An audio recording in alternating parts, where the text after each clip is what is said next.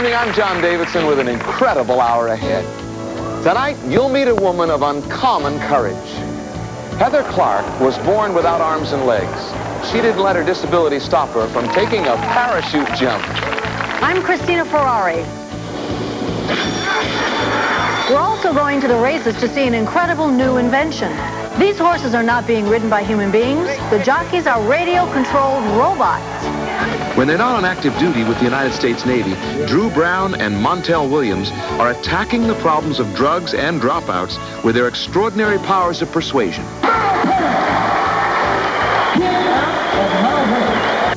When a 7.5-inch spike pierced all the way through Brian Swartz's brain, doctors were astounded. Miraculously, Brian survived with no brain damage and barely a scratch. Dave Kramer will attempt to set a world's record at the unlikely new sport of bowling ball balancing. It's all part of the amazing hour ahead. Tonight on Incredible Sunday.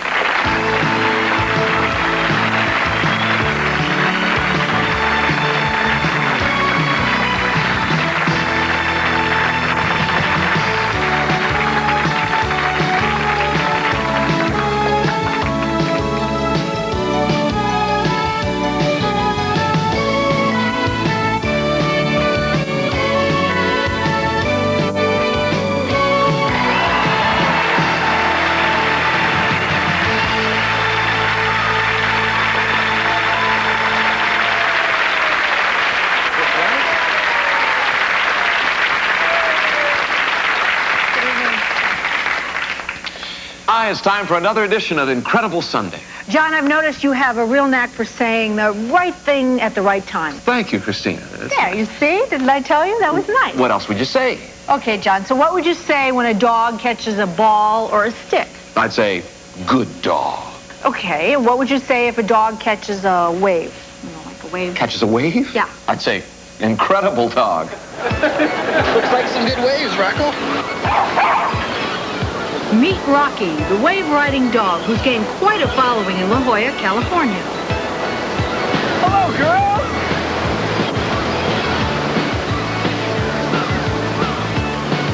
Oh, Rocky! And this is why they love him.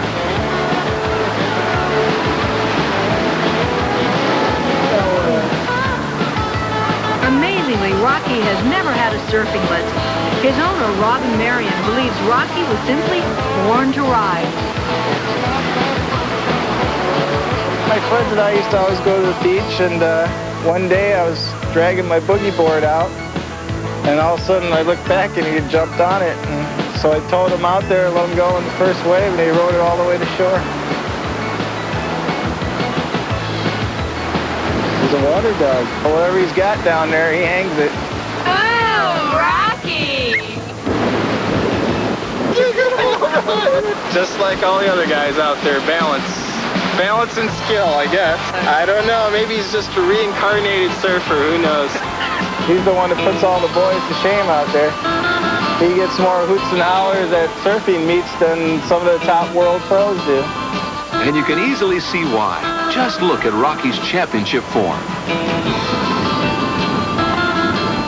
I've been watching Rocky surf for a while, and he's pretty radical, and I wouldn't be surprised if I see him surfing in the OP Pro next summer. All I gotta say is, Tom Curran, you better watch your back, because I think Rocky's one of the hottest young surfers to hit Southern California. Rocky, man, he's the best. He goes out with the boys and he shreds.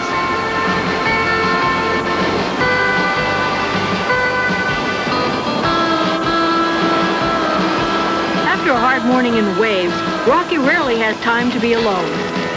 Poor Rocky, he's just got too much animal magnetism. He's a woman magnet. They love it and they all want pictures. You rat dog. But I'm married, so have to keep it clean. Oh, Rocky!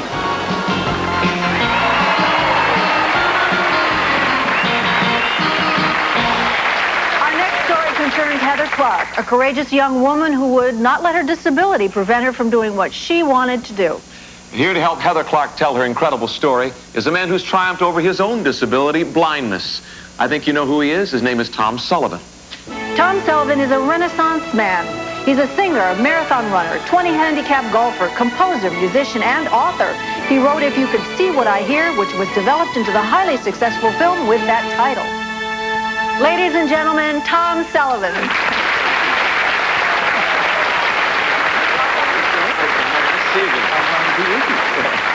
Tom, what impressed you most about Heather Clark? Oh, Christina, everything. First of all, her courage. And then the fact that she is a woman who chooses not to let her disability get in the way. But I guess if you summed it up, well, she's a woman who says yes to living. And it's one of those things you sort of say yes to in a moment when you're not actually thinking what you're saying. I think this is something she's got to have a go at. She wants to do. I don't want to do, obviously. But she wants to have a go. From Heather's point of view, what she has planned isn't odd at all. But from the point of view of the average man on the street, it's unbelievable. As a thalidomide victim with no arms or legs, Heather is accustomed to strange reactions. I've been shopping with a friend one Saturday, and it was really hot, and we bought a can of Coke apiece, and we were standing outside one of the building societies on the corner, and a lady sort of stopped and started fumbling around, and to my horror, she went in her purse and actually put some money in my Coke can. I mean, that sort of typifies certain attitudes anyway. Heather's own attitude is one shaped by self-reliance. As a child, she had a normal education. Today, she's an office worker employed by an engineer who designs and sells wheelchairs and other aids for disabled people. The engineer is her father. Here, I've got the information that you requested about the wheelchairs. The thing we tried to do most of all was give her some form of mobility, right from a very early age. Thanks to computer technology, Heather is very mobile. Mobility is the most important thing in my mind for someone who's disabled. Without people just bursting into tears with joy of being able to get out there on their own again, to have the independence once more. Mobility is one thing, but parachute jumping, quite another. I'm doing it for pure... Incredible Daredevils!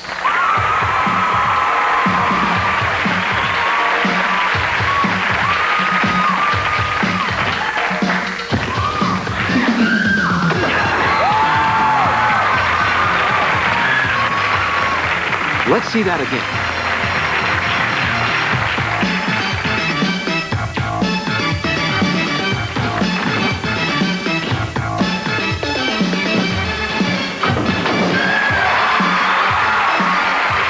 Let's look at that again in slow motion.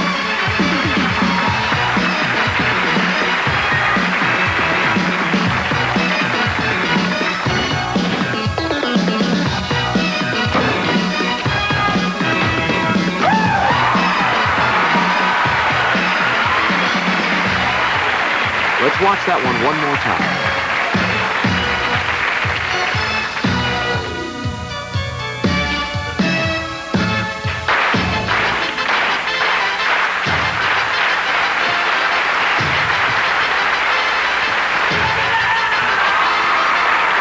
That deserves another look.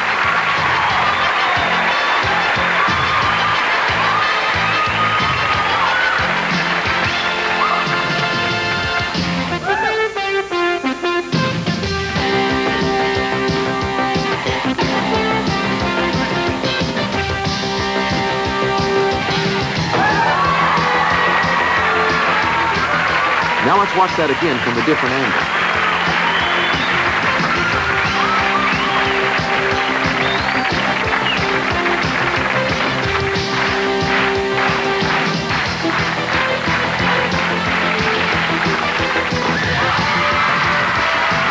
Watch again as the Daredevil slammed two basketballs seemingly at the same time.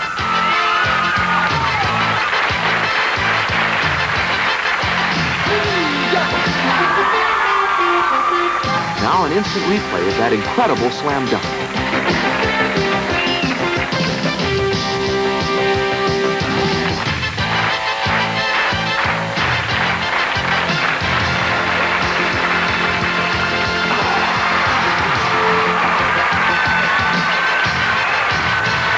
Come here, guys.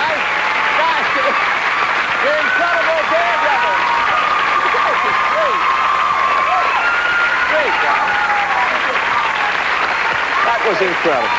Tonight, we're going to ask the Daredevils to try to surpass the incredible. We're going to challenge them to perform the impossible. The hoop is set. As you know, the standard hoop is what? 10 feet? Okay. We're going to move the hoop up to 13 feet. And we're going to challenge the Daredevils to slam dunk at that impossible height. Daredevils, do you accept this challenge? Yeah. You bet. We can do it. All right. Raise the hoop. Raise it up to 13 feet. Now, this is totally new to them. You've always done it at 10 feet, right? In any of your exhibitions, you've always done 10 feet. Always. First time, they performed in public at 13 feet. Guys, are you ready? Yeah. All right, who's going to start? Andy. Andy, okay. Everybody, take your position. All right. First to give it a try, Andy Johnson.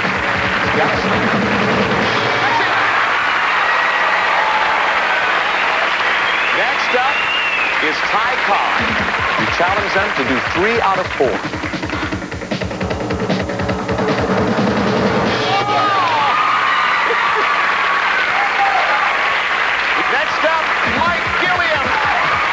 Now remember, this 13 feet is twice his height. All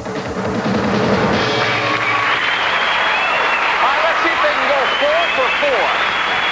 This would be a clean sweep, 4 for 4. Next up is Keith Eldridge. Let's see if they can do a clean sweep. Come on, everybody. Go for it.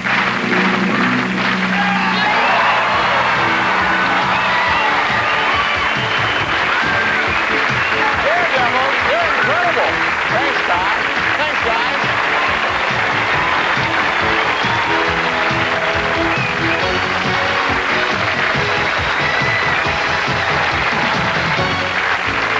When we come back, you'll meet 2 men who believe that mountains can be moved. You want to get high?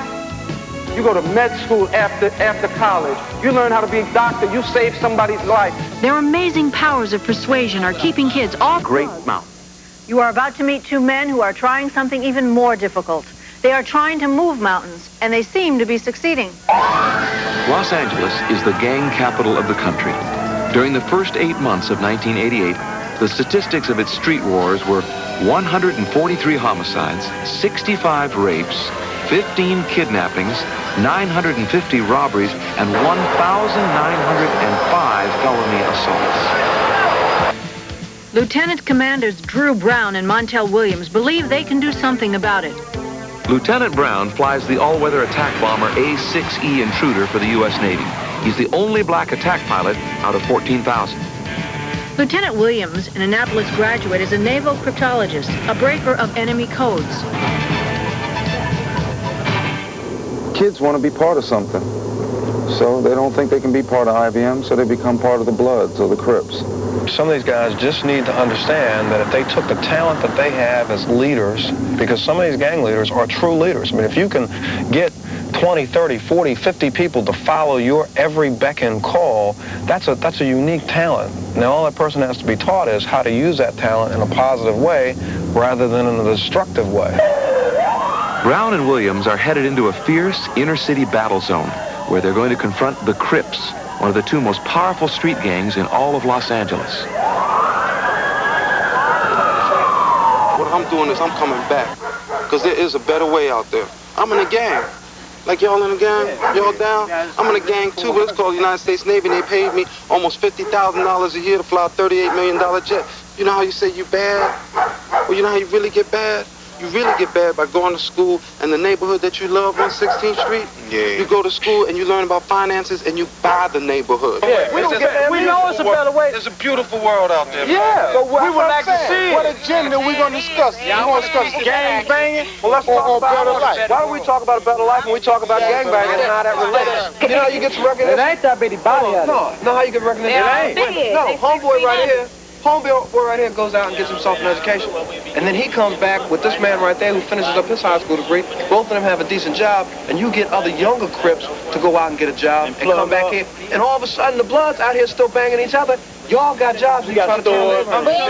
Y'all can talk and do what all y'all want to do right now, but that ain't gonna stop nothing. Yes, it is. No, I done stopped something. I done stopped kids already. I done got kids already to go to college. You talking to us, you trying to tell us how we can better ourselves. that's not gonna do nothing, because as soon as we get out of here, we going back to the same hood. You gotta believe in yourself, man. It ain't easy, though. People out here in Los Angeles, it's kind of hard because, you know, it's a lot of gangbangers. You can sit out in front of your house and get shot. You can be an innocent bystander and liable to step out your front door and get shot.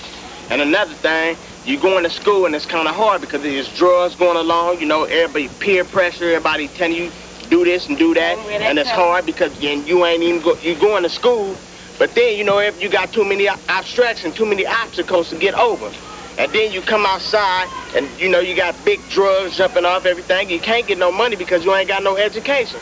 Montel, get out of my way. Oh, yeah.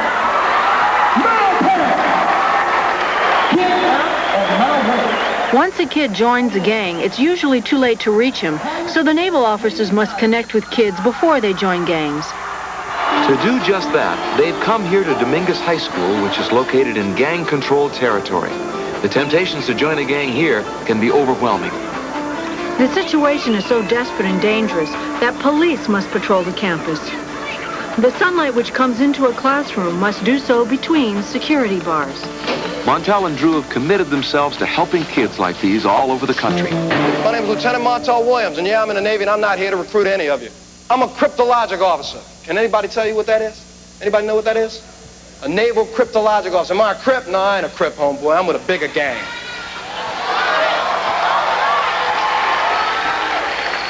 Well, let me tell it to you. Let me break it down for you so you understand what I do. You see,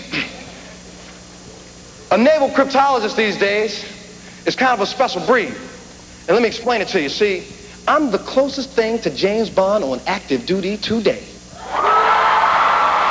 Look, nowadays, when they hire special intelligence agents to take people out, we take them out with our minds. The only reason why I can stand in front of some of you guys today and say this is because I went to school, I studied, and I graduated. Education. Knowledge and education is the key. I want y'all to take a look in the back of the room. He doesn't look like Tom Cruise, and that's the real Top Gun. Michael Jackson goes around here saying he's bad. Mike Tyson thinks he's bad. You got these gangs called the Bloods and the Crips, and they think they bad. They ain't bad. I'm bad. I'm bad because I can fly 550 miles an hour, 50 feet from the ground, and I can carry 28 500-pound bombs under my wings. I have the expertise, the know-how, and the technology not to just take out this school, but to take out the whole neighborhood. But the point I'm trying to make is, you know what makes me bad? You know why I call myself bad? I'm bad because I have a college education. That's what makes me bad. But you see, I'm going to talk about a few things today that's going to make some people angry. And I really don't care. The things I'm going to talk about are the things that are going to stop you from gaining some of this knowledge. Somebody know what it is? Oh, yeah, gangs and drugs. You see, some of y'all think that the dudes who are hanging and banging and the dudes that are selling are bad. If they buy a house and Uncle Sam busts them, he takes the house away. It's like, it's poop, that house is mine. Hey, every single one of the presidential candidates in the country has done it. They've said it. The war is on. But different than ever before, ladies and gentlemen, they intend to win it. You want to get high? You go to med school after college. You learn how to be a doctor. You save somebody's life. You watch the gleam in their eye as they hand you a check for $48,000 when you go buy your big Mercedes that nobody can take from you, and you are toasted. If you're gang banging, or if you're dealing or selling or doing dope and you're a male today between the ages of 13 and 18, and you continue to do dope and gang bang, by the year 1995, half of you will either be dead or in jail. Guess what?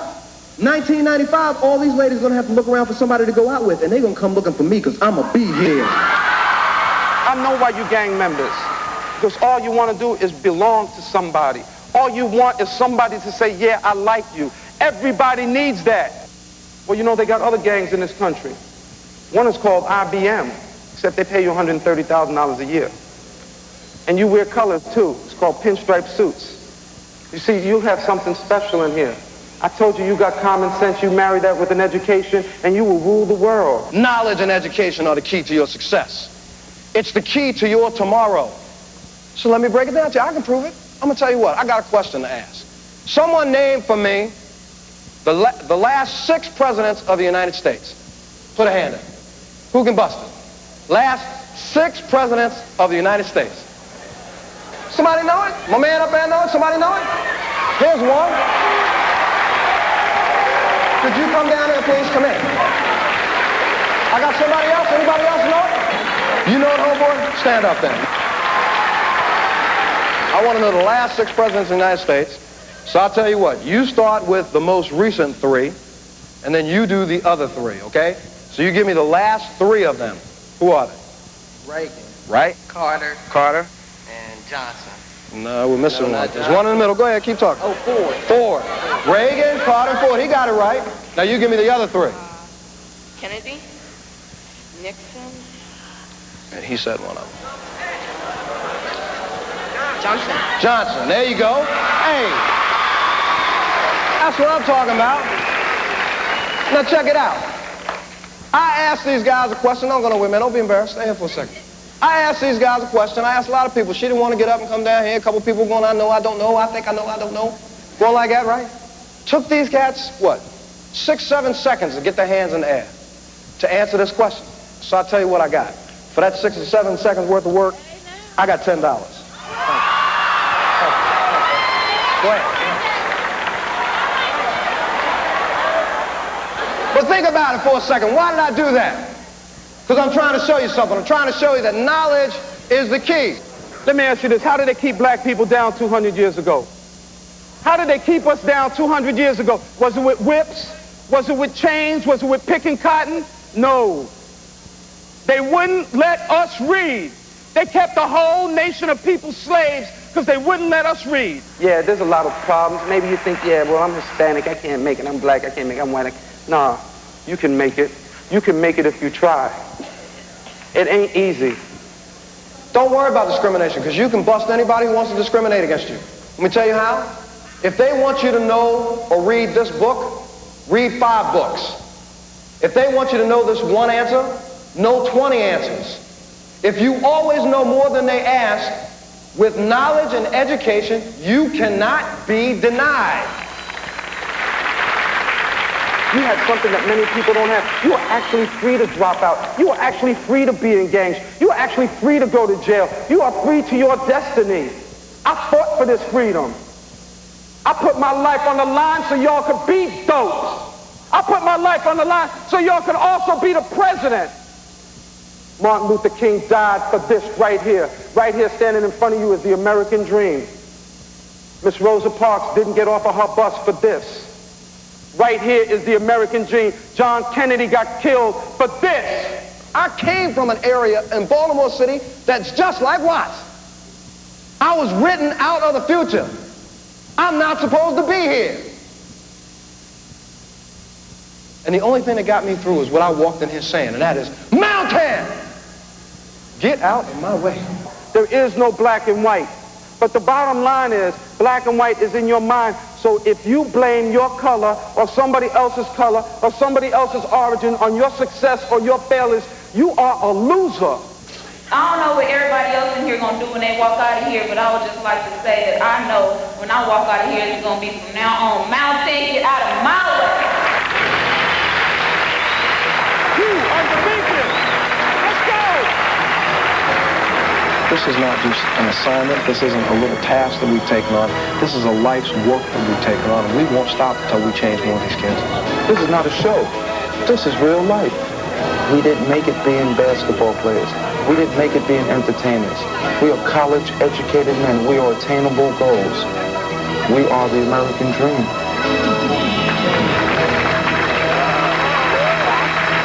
When we return, the horses in this race are not being ridden by human beings. Welcome to the